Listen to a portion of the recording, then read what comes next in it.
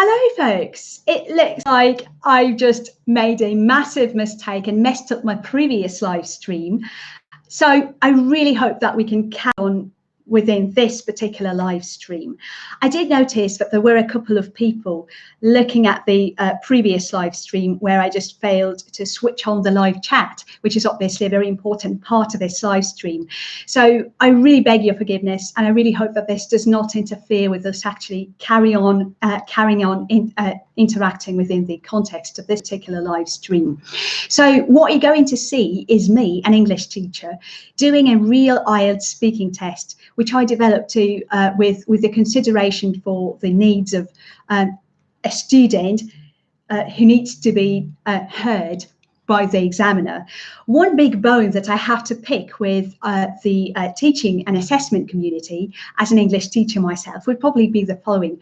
I'm afraid that within those exams, we're not given enough room for genuine interaction that I think must be happening when we're assessing people's performance. I think there is way more behind a person's speaking ability than just the words that they actually say.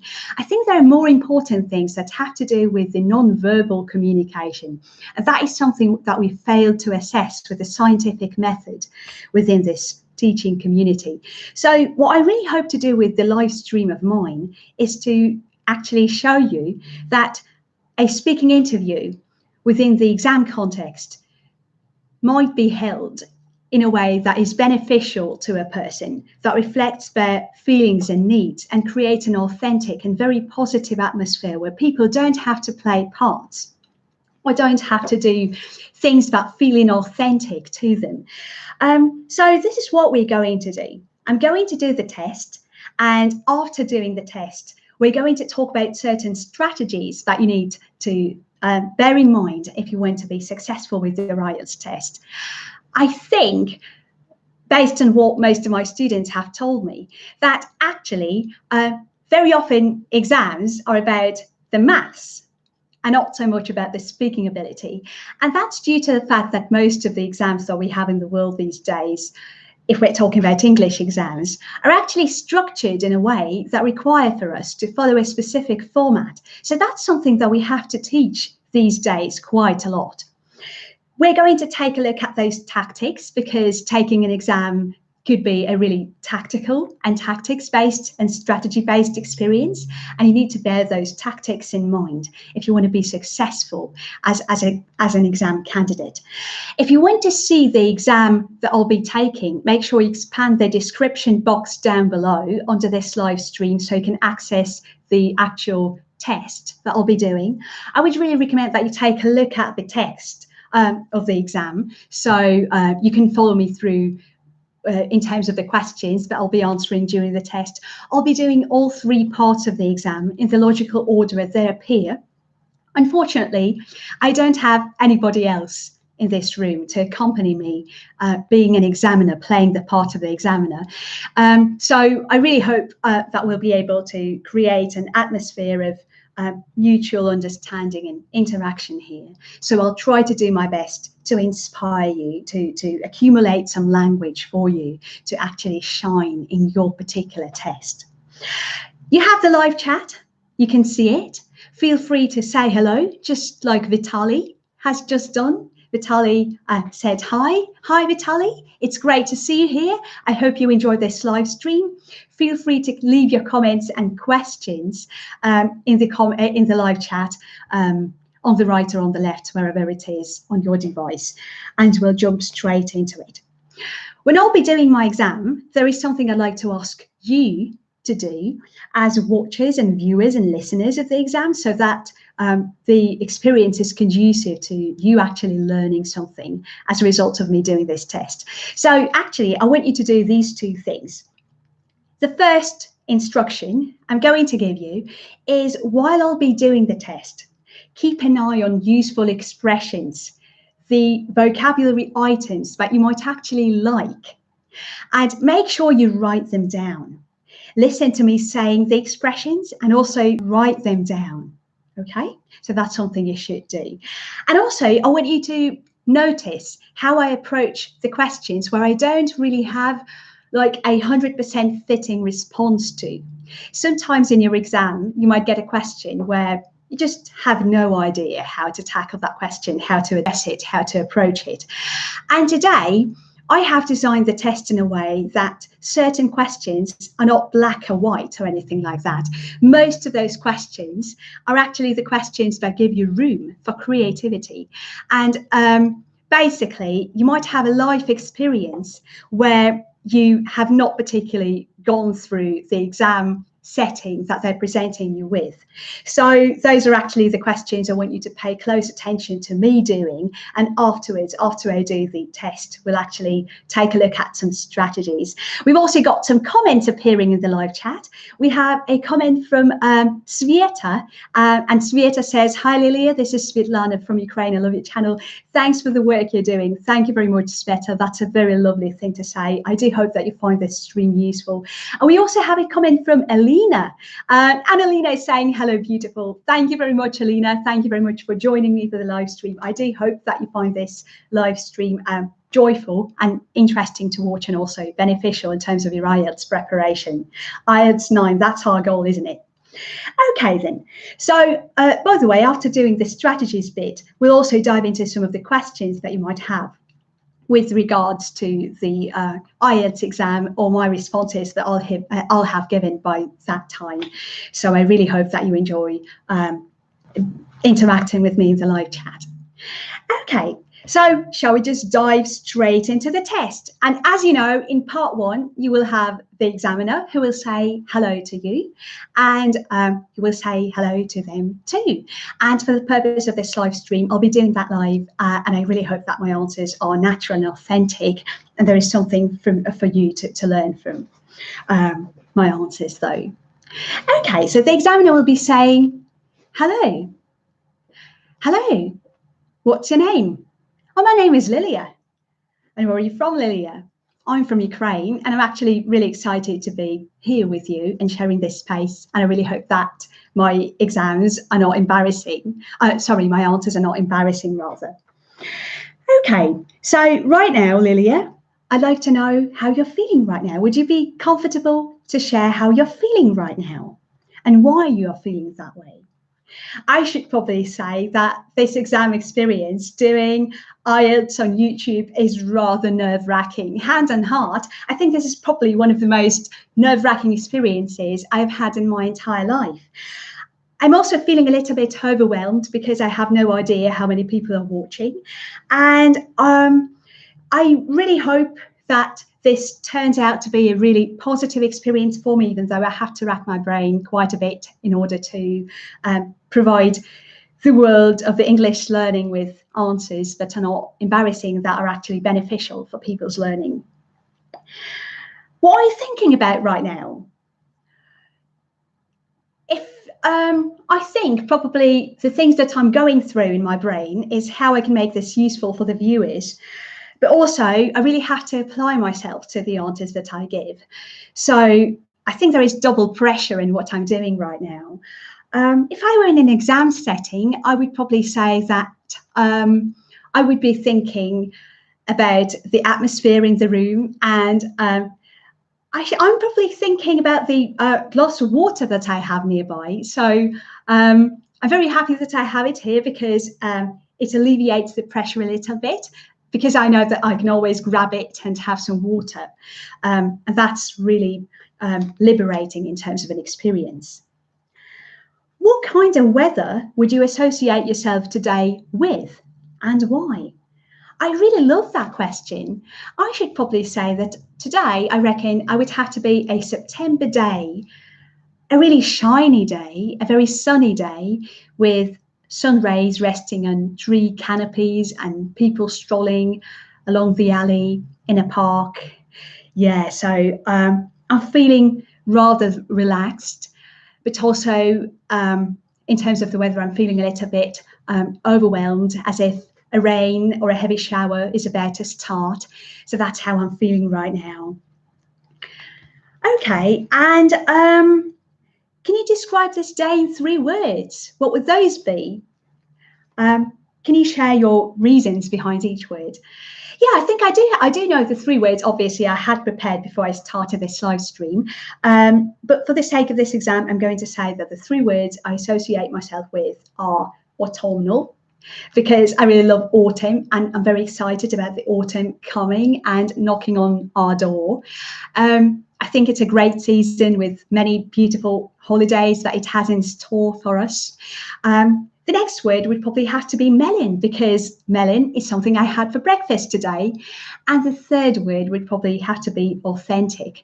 I'm feeling rather excited right now because by doing this live stream, I kind of allow myself to be myself, but also find the intersection between my own personality and the English language that I'm teaching and the manner of teaching that I subscribe to.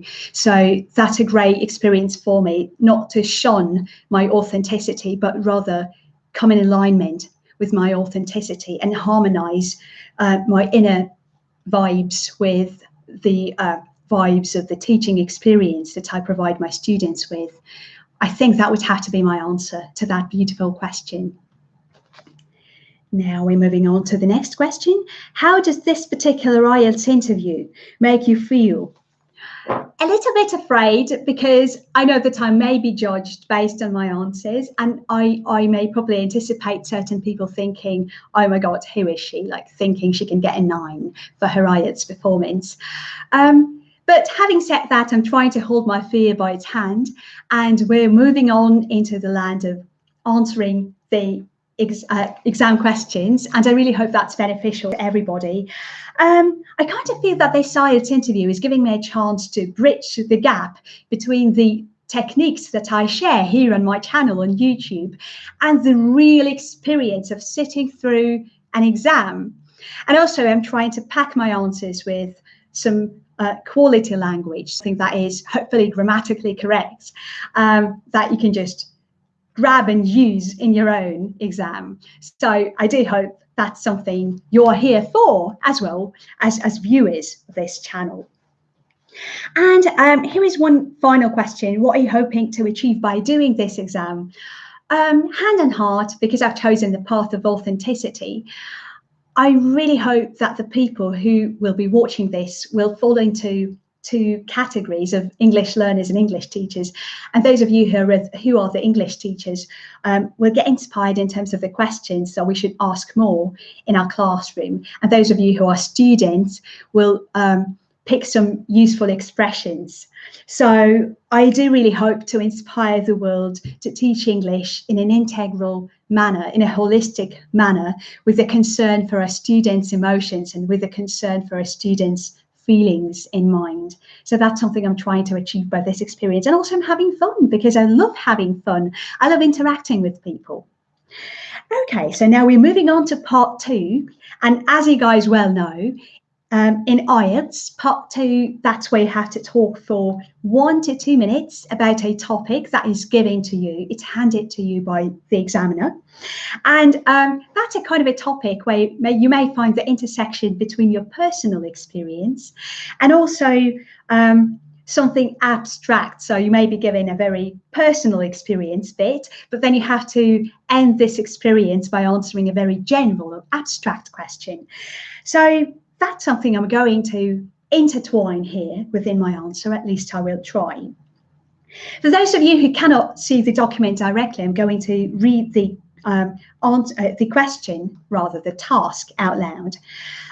We're also going to revise it, and it will also give me some time to put my thoughts together when answering it. Part 2. Think back to a time when you were doing something in close connection with another person. You should say who the other person was, what the activity was, whether it was a good idea to team up for this thing or if you would rather do it on your own, and add what you enjoyed most about the process. Normally, in an IELTS test, you'll be given 1 minute to gather your thoughts, to rack your brain a little bit, to put your thinking cap on. But for the purpose of this live stream, what I did is I just prepared in advance so that I don't eat up much of your time, though. So I'm just going to share my answer with you. Okay. I'd really love to share with you my experience of being around a person who I really love and treasure, and that's my best friend. And the particular experience I'm going to take you through today is the time when I accompanied my friend to her chemistry exam. My friend was going to take this chemistry exam because she was going to apply for a place in a university where she had to study to become a medical professional. So this test was a really nerve-wracking experience to her. And what I really wanted to do is offer her my heartfelt presence. And even though I would not be allowed to enter the classroom where she'd be sitting the test, I would still be allowed to stay near and feel that genuine connection with her and lend her my energy. And I really loved that person. I really loved my friend. So I really wanted to make that experience helpful and peaceful and calm to her by offering my presence. The activity for me, on my part, what I did is I just sat down in the entrance hall in that school where the test was happening, and I waited patiently for my friend. And I think it was a great idea to team up because for me, it was a very natural thing to do. I felt very organic having that experience. It was something that I genuinely felt a real desire to do with my friend. And I also felt like when other people are around us, we tend to, we tend to feel liberated because we don't have to go through that experience on our own. Having said that, I don't think I was the main person in that particular scenario. I think my friend was the one who was actually in the need of support. So I was just like playing a secondary role there.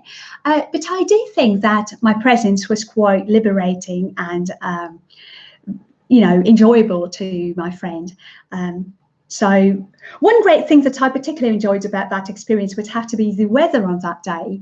I'm a weather obsessed person. I'm a great fan of weather. I find quite a bit of connection between human states of mind and weather states. So on that particular day, it was a beautiful sunny day, somewhere in the middle of autumn, and we were walking along a beautiful bridge, gazing at the water and enjoying each other's presence. Talking each other through the experience that my friend was anticipating at that time. So that's something I really enjoyed. Now we're moving on to part 3, and we're going to do part 3 right now. How important is it to a human being to feel a connection with other people? Super important. I can't even tell you, I can't emphasize enough how important I think feeling a connection with another person is. Based on the fact that we're a human, we are human, so we're a social species, I think it's rather essential for us to know that we are not lonely. It's very important for us to know that we have a backup team to help us withstand any negativity thrown at us by the external world. And I also think it's rather important for us to get certain things off our chest. And that's something that we can only do when we're being accompanied by the people who genuinely care about us. So I think feeling connection is extremely important. And because our lives are mostly about relationships, I think if we find ourselves in a relationship, that will automatically mean that we're leading a happy lifestyle, and we can experience life to its full potential. So that's what I think. Okay, so the next question is going to be this. Is there anything in this world these days that you think should be our priority to change? I think the world nowadays is in the constant process of changing, and this influx is something that we need to be able to tap into. One great thing that I believe we tend to overlook in ourselves is how powerful we are as creators and how important our role is as far as the well-being of the planet is concerned. I think that we need to recognize this important and valid potential within everybody's heart, within every individual's being that we all tend to possess. And I think we need to bring this beautiful flower of our own life purpose into the world, and recognize that we do have this flower within us and that we need just to let it flower, so to speak. So I think recognizing our own potential and unearthing our potential, unblocking it, is a great thing to do. Is feeling negative healthy? Hand on heart, opposed to what many people might say, I actually think that feeling negative is healthy. Suppressing emotions, on the other hand, I think is very unhealthy. I think it's rather pathological, but it's completely understandable because we're growing up in a world that puts a ban on certain emotions. And it's quite challenging to let yourself find your life purpose if certain things that construct your life purpose could have been suppressed by your primary caregivers in your childhood. So it might be a really challenging journey, a challenging life path to walk through. I do think that we frown upon negativity too much these days. I think we need to find relief in how we approach negative emotions. That's very important, I think. That's something we really need to do. Do you think there is a ban on certain negative emotions in the world? Yes, 100% yes, and especially on the emotion of loudness. The majority of people I get to interact with these days have suppressed their loudness deep inside their chest. Deep down, there may be people who are really creative and who are waiting for a proper opportunity to come forward, to put their name forward for an activity that requires active participation. But what is actually happening instead is we suppressing our own authenticity quite a bit. And our authenticity is quite often linked with our ability to express ourselves in a way that is very far from being quiet. So I think loudness is one of those emotions that we tend to shun these days, and we tend to shun loud people quite a bit in the world these days. So I really wish we could just, let people express themselves in whatever fashion they need to, and develop a healthier attitude to people expressing the whole authenticity of their emotions, the full realm they have inside. So I think that's quite valuable these days. Can we measure happiness objectively? Why or why not? I think there is a certain attitude to objectivity these days that is kind of triggering to many people. This whole idea of objectivity is rather triggering, because what I think many people imply when they say I'm being objective is they're trying to impose a certain belief or a certain standard or a certain idea of theirs onto you. And it's very difficult to be objective and to find the proper notion for the term objectivity in the world nowadays. Having said that, I think we could just run surveys where we would ask people to express their opinions on certain things. And that would definitely could definitely play into an objective assessment of the happiness levels within the public on a certain day, or using a certain criteria or a certain criteria with regards to certain things in our lives. So that's a kind of an interesting thing that I think we can do, and I believe we should do more of. Okie dokie, so that would have to be my answer to the 3 parts of the IELTS test. What we're going to do right now is I'm going to talk you through some of the strategies, and of course don't forget that you can ask your questions and interact with me in the live chat. By the way, I've got a comment from Grace Sut here saying, hi Lilia, thanks a lot, thank you very much for joining the live stream, Grace. I'm very thankful to you for joining me today, coming over to support my IELTS preparation routine. So the major strategies that I would like to share with you today are the following. Sometimes you may have a question that does not fall in line, especially in part 2, with a particular experience that you've been through. And many students that I have personally taught as an English teacher have this massive reservation. Many students go like, oh my God, so what do I do if I have no idea how to answer that particular question? And here is what I would say. You don't have to, let's say, you don't have to try and package yourself within the question. I want to ask you to rather see yourself as a creator and feel free to add to the content of the question a little bit. I want to ask you to be honest with your reply. For example, if you have a question and one of the bullet points does not necessarily coincide with your own experience that you've been to, one thing you could do is honestly say that. For example, do you remember what I did when I was talking about teaming up with a person when doing an activity that we were doing together? I said that it was not my primary role to choose to team up with that person, but rather my friend kindly allowing me to accompany her to her chemistry test. What happened there is I got the bullet point that I had to tackle, and I also expanded it a little bit. So what I did is I just added an extra bit of information. I expanded on the bullet point. I felt free to add some extra details that were also relevant to the particular tasks that I was doing at that time.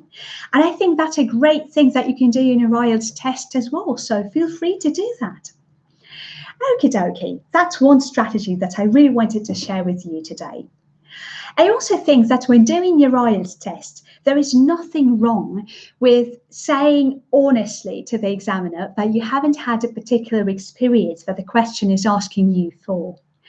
What you can do, though, is just talk about a similar experience, but also you need to make sure that you talk the examiner through the grounds for you talking about a different experience. For example, I think it's necessary to say that you haven't had a particular experience in your life yet, but what it reminds you of or what you associate with that particular experience is this one.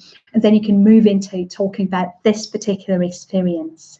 So that's something you can do. Yeah, so that would have to be one strategy that I'd love to share with you too.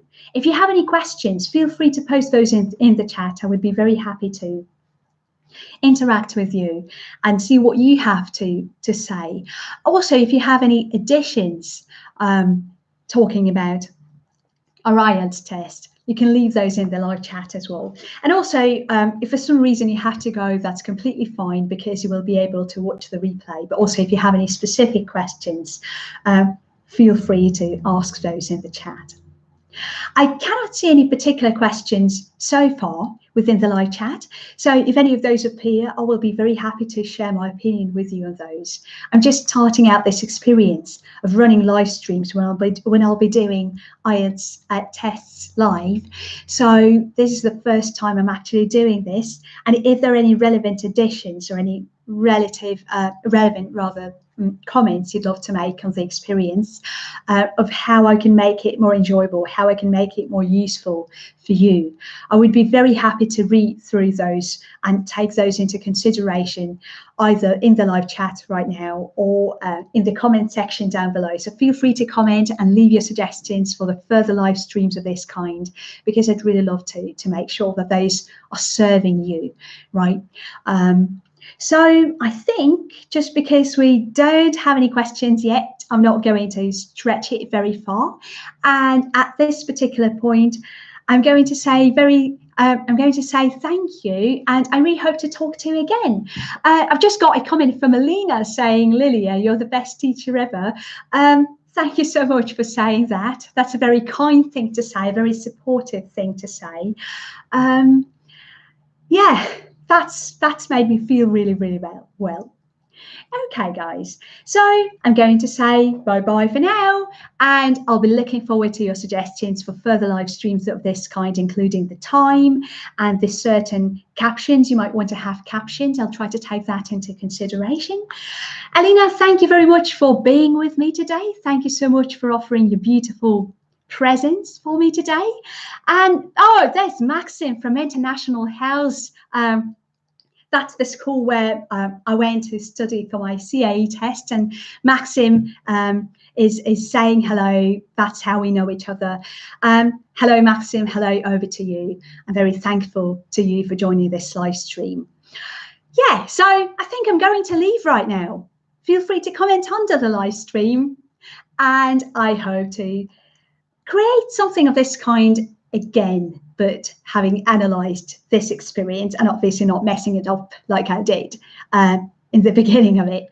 Okie dokie. So I'll see you soon. I'm clicking on the end stream button, however complicated that may sound for me to do. And I'll see you soon. Bye-bye.